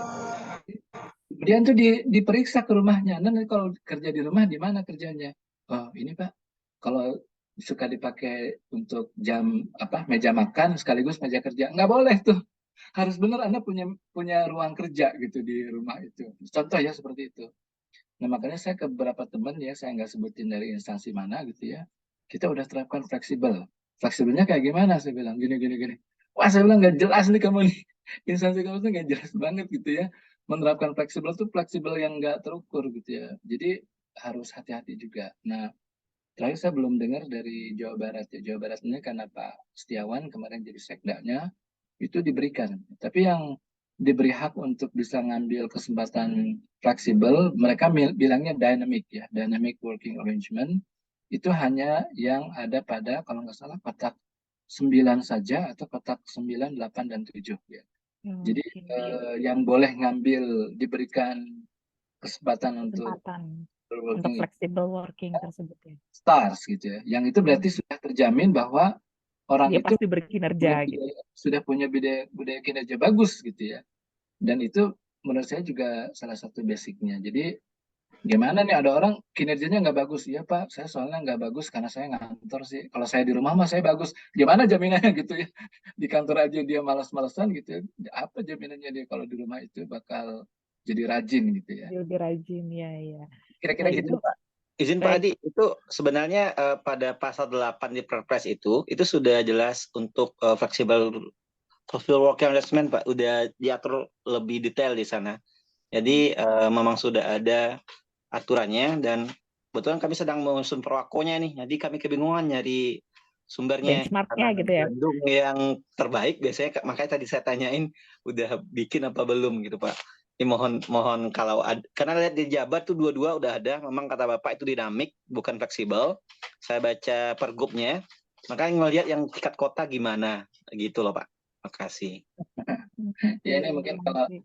saya boleh sampaikan ya, itu memang untuk yang bisa bisa ke arah fleksibel gitu tuh tergantung dari leadership style ya. Jadi kalau teman-teman di Jawa Barat itu memang pernah dipimpin oleh Pak Iwan ya, Pak Setiawan, dan dia memang stylenya begitu, terserah mau kerja di mana aja.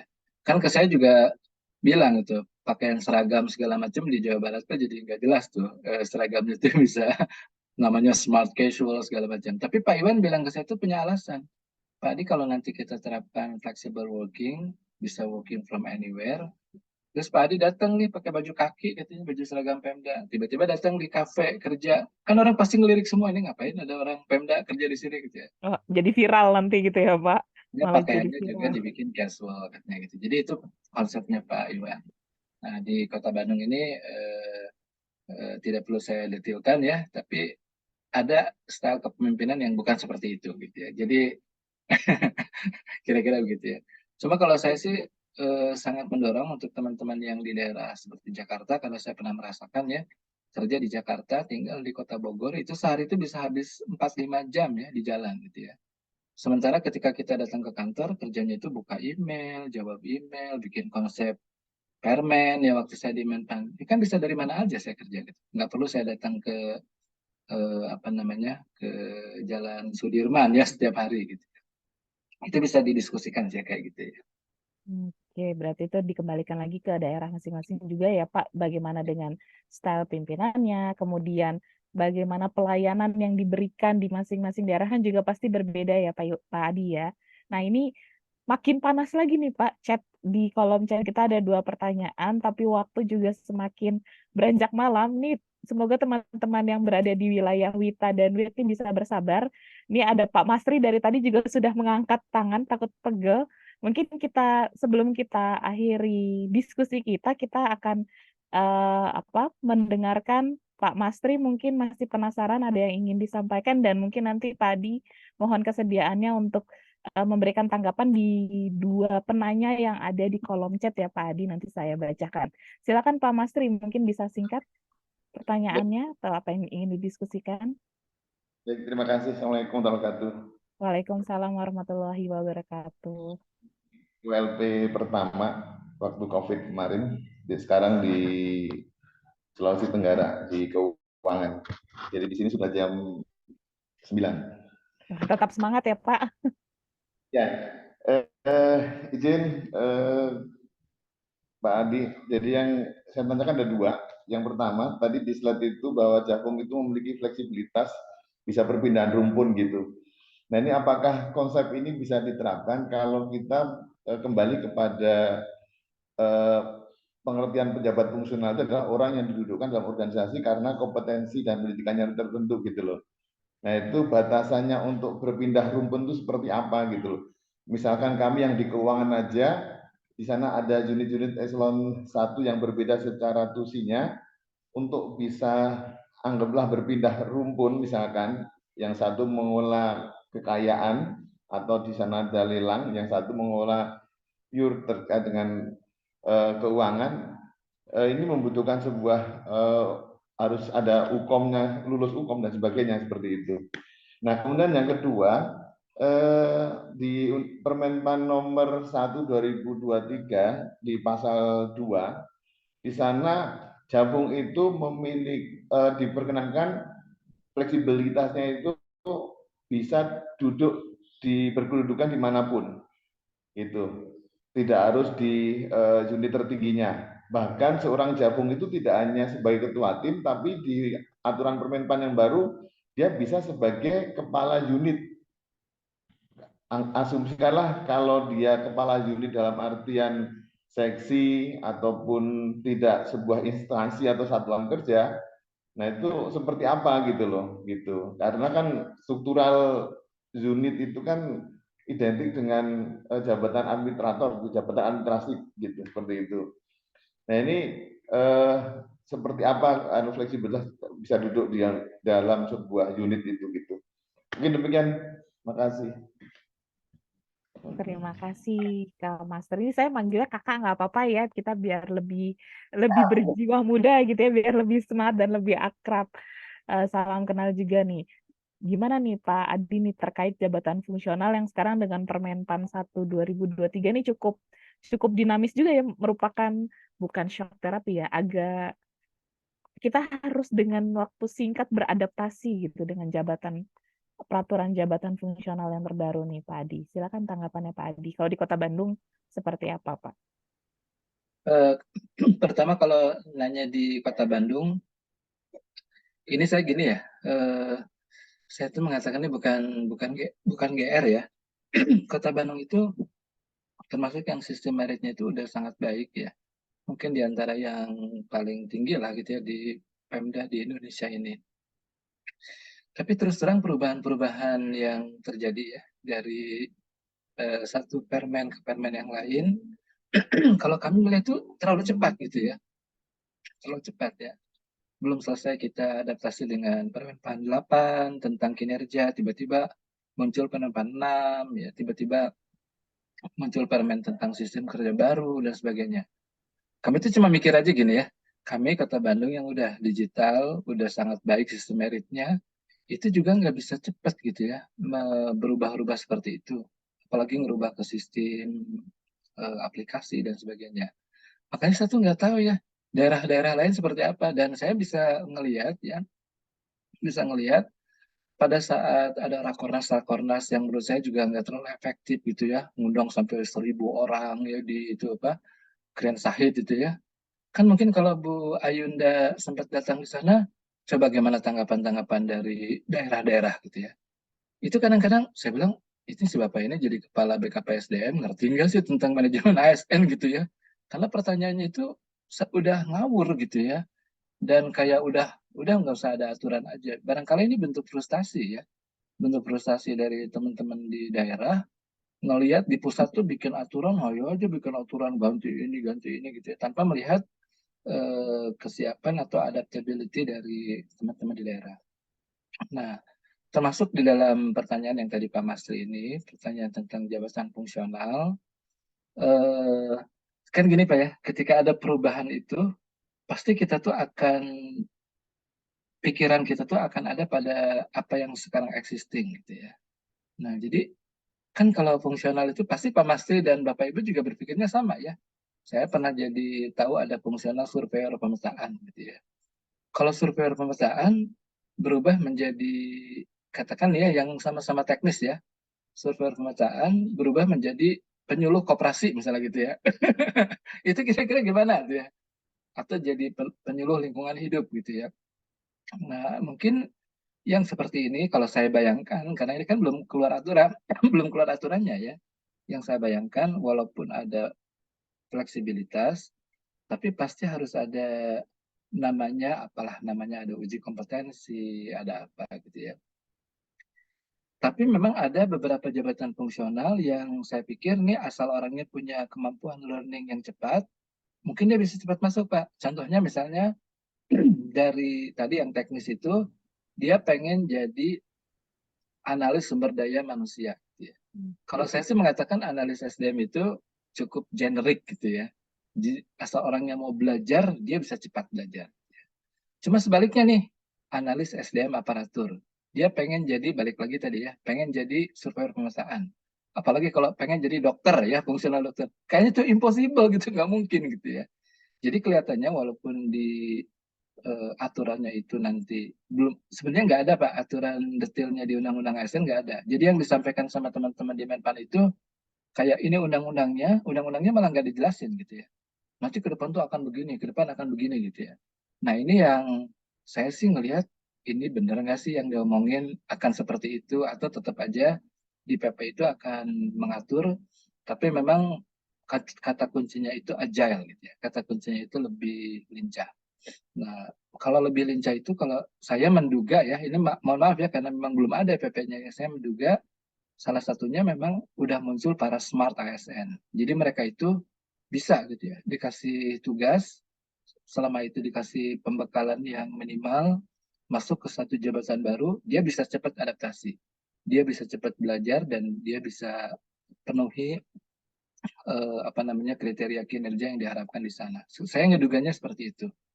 Nah, kira-kira gitu tuh Pak Mas Tri ya, untuk yang JF itu nanti bisa bukan hanya di satu rumpun, tapi bisa apa istilahnya lebih fleksibel ya.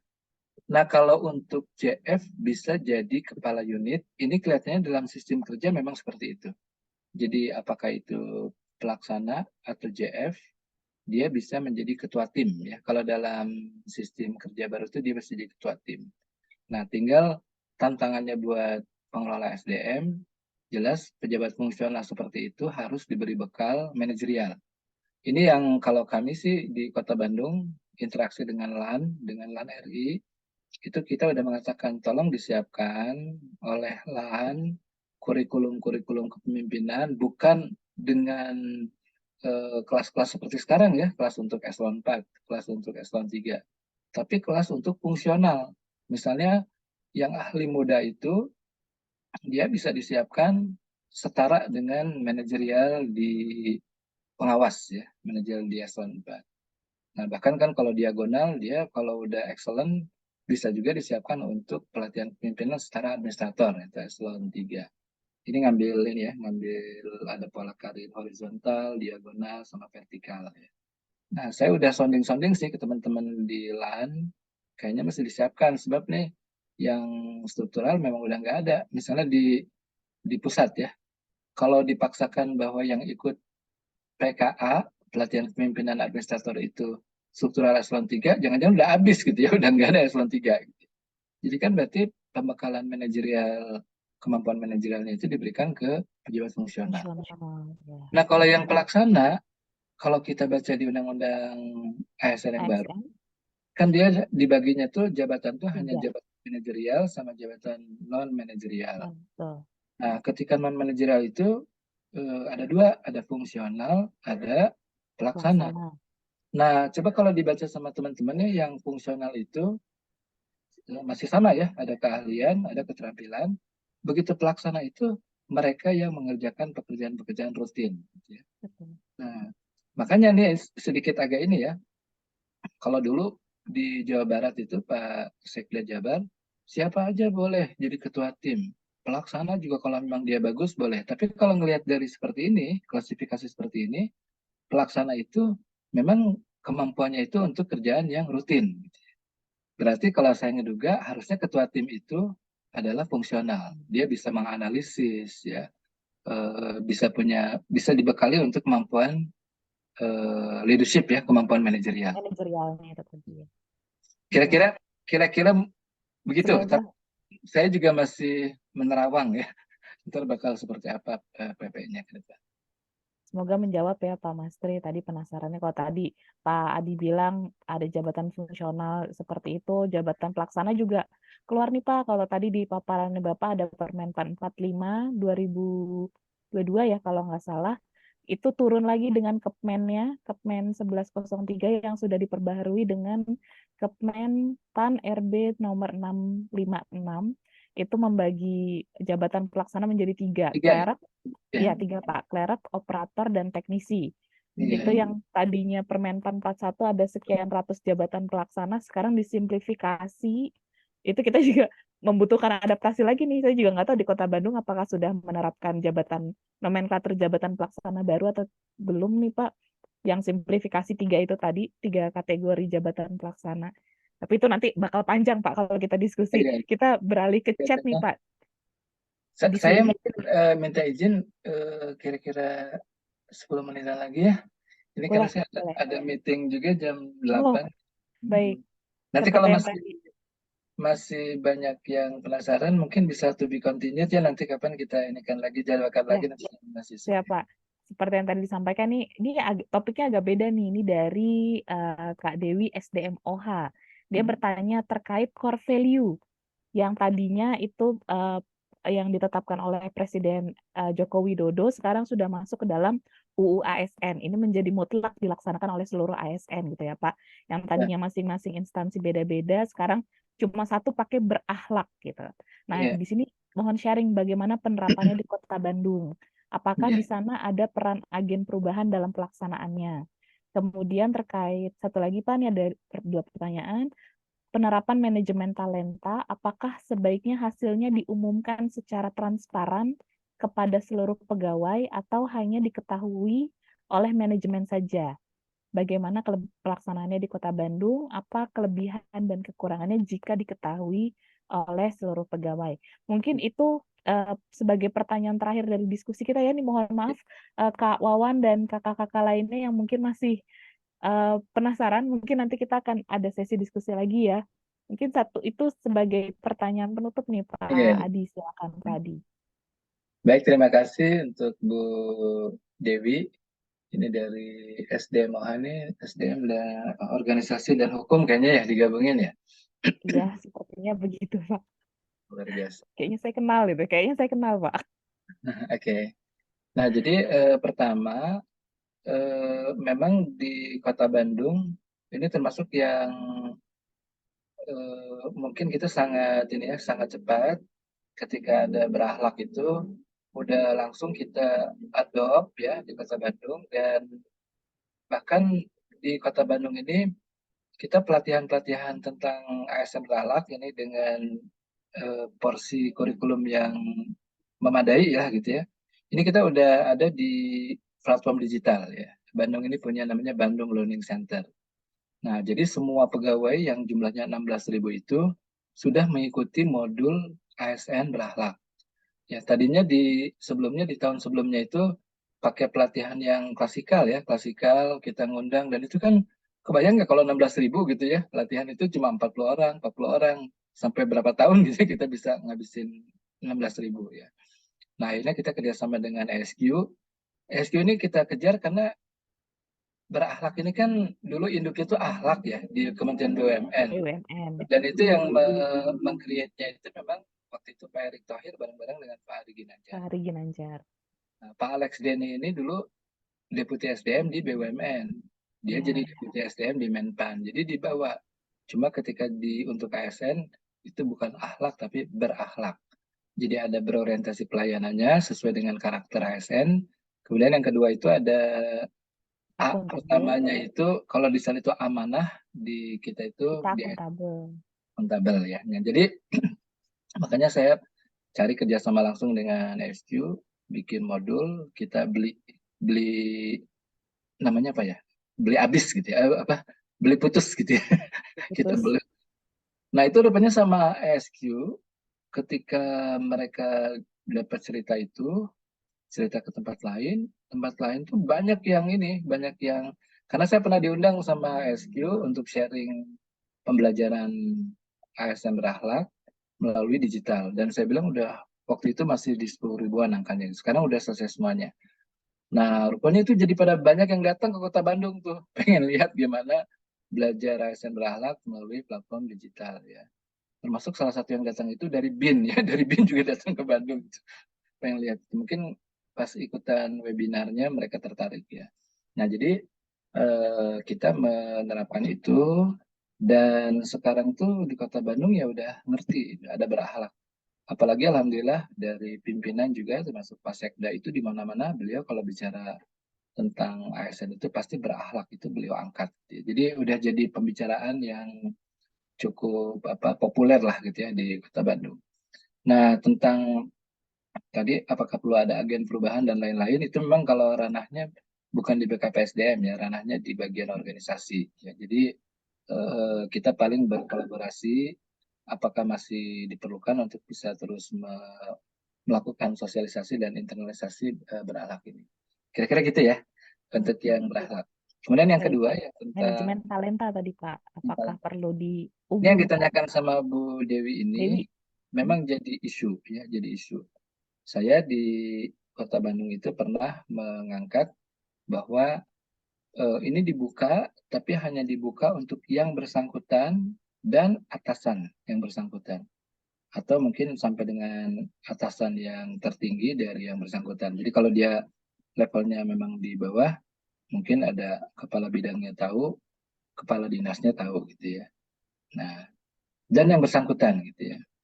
Nah, tapi ada juga yang berpendapat buka aja gitu ya. Saya tuh ngelihat ya, di Indonesia itu budaya kepo gitu ya. Jadi kayaknya hal-hal yang nggak perlu juga dia pengen tahu gitu ya. Jadi situ di mana sih, situ di mana sih?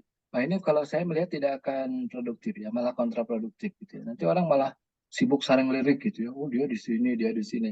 Padahal kan bukan itu esensinya ya. Esensinya itu dalam manajemen talenta, kalau Anda talented, Anda diperhatikan. Kalau Anda talented, Anda akan dapat program development. Kalau Anda talented, Anda akan masuk ke dalam talent pool. Kalau Anda talented, Anda akan punya program retention, ya mungkin ada rotasi, mutasi. Nah, jadi esensinya itu begitu gitu. Jadi artinya pegawai itu pokoknya dia berkinerja yang bagus, kemudian dia juga terus tingkatkan kemampuan diri, ya ini kan untuk mewakili sumbu Y dan sumbu X ya. Kemudian dia juga harus selalu sigap ya, dikasih tugas dia siap gitu ya. Karena ini kewajibannya ASN di Undang-Undang ASN disebutkan tuh yang kelima apa keenam ya, bersedia untuk ditugaskan di mana saja gitu ya. Jadi Ya. selama itu dilakukan, Anda akan dapat perhatian gitu ya dari pimpinan. Kira-kira gitu ya. Jadi bukan dia di mana ya, dia di mana ya. Jadi kan itu bukan esensinya gitu. Tapi saya kok masih menduga kalau di Indonesia itu, kalau di kita itu dibuka kayak gitu, nanti orang malah sibuk dengan hal yang nggak penting gitu ya. Nah, tapi bahwa seorang itu dia harus mendapatkan feedback ya, Itu di Kota Bandung dilakukan. Jadi saya tekankan ke teman-teman asesor, ini kalau mereka habis di-assess, udah diuji kom, maka harus ada sesi mereka dapat feedback. Gitu ya. Mereka harus tahu apa kelebihan yang sudah mereka miliki, apa yang kekurangannya. Bahkan saya udah minta, dan sekarang kita masih susun nih. Jadi setiap orang itu kalau buka di sistem manajemen ininya yang kita punya, itu dia bisa buka. Orang itu ya, oh saya kalau dalam kerjasama harusnya 3, saya masih 2. Rekomendasinya apa? Gitu ya. Bahkan kita udah pengen dari rekomendasi itu nanti jadi learning journey ya. Jadi Anda kalau mau tingkatkan kompetensi kerjasama ini, buka video ini atau baca tulisan ini, ikuti pretest, nanti post test, nanti kita punya gambaran Anda bisa meningkat atau enggak nih dari 2 ke 3 misalnya. Nah, jadi bahwa orang itu harus tahu potensi dia di mana, kekurangan dia apa, itu bagus gitu ya. Tapi kalau ini perlu dibuka semua, kayaknya di Telkom juga yang udah maju itu enggak kayak gitu gitu ya. Enggak kayak gitu. Nah, kira-kira gitu mungkin Mbak Yunda, Bu Dewi ya, mudah-mudahan menjawab, dan saya minta maaf nih kayaknya udah harus pamit ya. Baik, terima kasih Pak Adi. Ini mau benar-benar insight-nya tuh daging banget nih Pak, topik yang kita bahas saat ini nih. Ini mungkin teman-teman juga tuh kan sudah banyak yang terima kasih Pak Adi, super sekali. Kemudian juga statement yang disampaikan tuh mewakili hati teman-teman yang hadir malam ini nih Pak Adi. Baik, ini mohon maaf bagi teman-teman yang masih penasaran, masih ini ada Kak Zawata juga resen, mohon maaf karena keterbatasannya. Jadi kita belum bisa membahas lagi. Mungkin nanti di lain kesempatan ya. Kita sampaikan ke Kak Yusuf, mungkin Ilmi nanti bisa bikin sesi lanjutan dari pembahasan terkait UU ASN ini, sangat menarik. Nah, ini ada polls yang mungkin teman-teman bisa isi bagaimana dengan materi yang disampaikan hari ini. Silakan diisi oleh teman-teman. Selanjutnya, terima kasih, saya sekali lagi ucapkan terima kasih kepada Pak Adi atas sharing yang diberikan. Semoga di lain kesempatan kita masih bisa sharing-sharing lagi ya Pak Adi ya. Jangan bosan-bosan Pak Adi, terima kasih. Baik, saya kembalikan ke Kak Yusuf. Silakan Kak Yusuf. Ya, ini makasih banyak nih buat Pak Adi Junjunan atas sharingnya, kemudian Mbak Ayunda ya, Kak Ayunda atas kesediaannya ya untuk memandu agenda hari ini. Hapunten, saya ucapkan mohon maaf nih, karena tadi ada kendala teknis ya, memang ada ketidaktelitian dalam pengelolaan akun Zoom. Mudah-mudahan kedepannya bisa diperbaiki. Alhamdulillah tidak mengurangi nih ya. Walaupun sempat khawatir karena langsung terjun bebas pesertanya cuma rame lagi gitu. Baik Bapak Ibu, nanti bisa diisi untuk polling kegiatan hari ini gitu ya. Nah, dia ada request apakah kita akan sediakan sesi lanjutan atau gimana gitu ya. Nah, kita bisa bicarakan nanti karena memang intinya saya mah kira-kira apa nih yang bisa kita bikin bareng-bareng yang kita dibutuhin, nanti kita coba akomodasi dari Ilmi gitu ya. Dari kita untuk kita juga kok. Begitu. Hatur nuhun sekali lagi buat Pak Adi Junjunan, Pak Ayunda, dan Bapak Ibu juga yang sudah ikut dengan aktif pada malam hari ini. Terima kasih banyak. Semoga bisa melanjutkan agenda malam ini ya, dan mendapatkan manfaat yang sangat baik dari agenda ini menjadi kebaikan yang muncul di pekerjaan masing-masing nanti. Gitu ya. Kalau konteksnya ASN berarti nanti pelayanan publiknya semakin baik ya Pak Adi Junjunan ya. Nah, mudah-mudahan begitu. Terima kasih. Berarti kita cukupkan agenda malam hari ini. Kita tutup. Mohon maaf sekali lagi atas kekurangan. Assalamualaikum warahmatullahi wabarakatuh. Waalaikumsalam warahmatullahi wabarakatuh. Terima kasih Pak Adi, Kak Yusuf, Pak dan Mbak Yunda.